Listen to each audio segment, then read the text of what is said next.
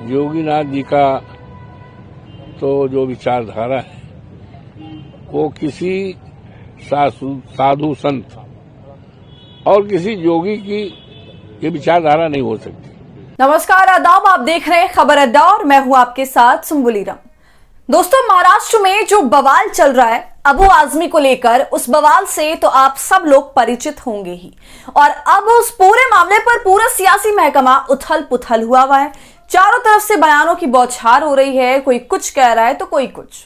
इसी तरह एक शख्स को टारगेट किया जा रहा है जिस पर अब अबू आजमी समेत कई नेताओं का भी बयान आ गया है। और जो सबसे खराब बयान आया है वो है योगी आदित्यनाथ की तरफ से, जिसके बाद सपा को पूरी तरह से निशाना बनाया जा रहा है। और अब जिसे लेकर अवधेश प्रसाद योगी आदित्यनाथ पर भड़क भी गए हैं।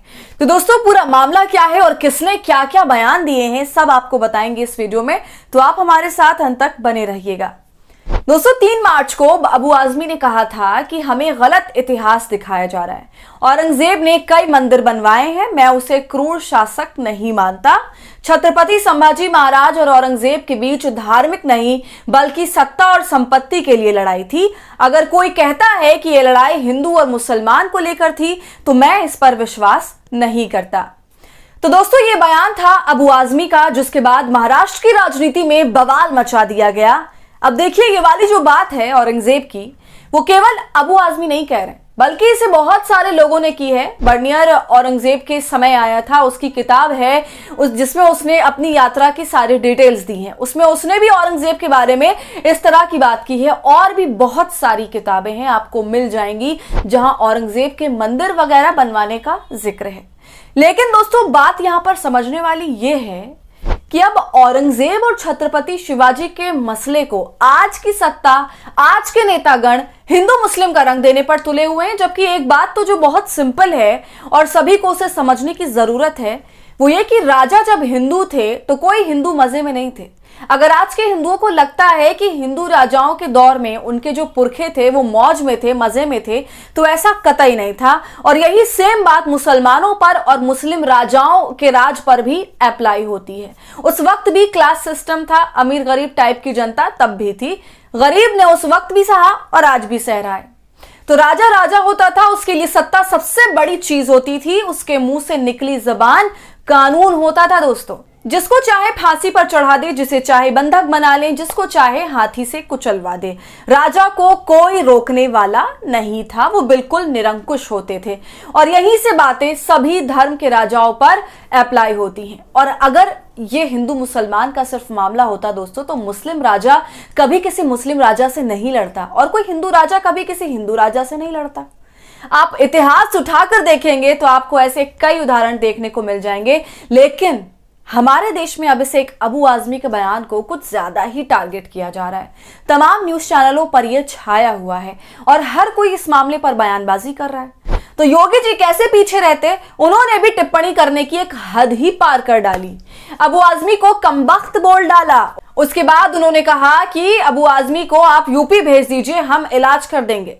तो योगी जी कैसे इलाज करेंगे? जो गुंडा राज उन्होंने यूपी में चलाया हुआ है उसके जरिए इलाज करेंगे या फिर अबू आजमी के घर पर बुलडोजर चलवा देंगे?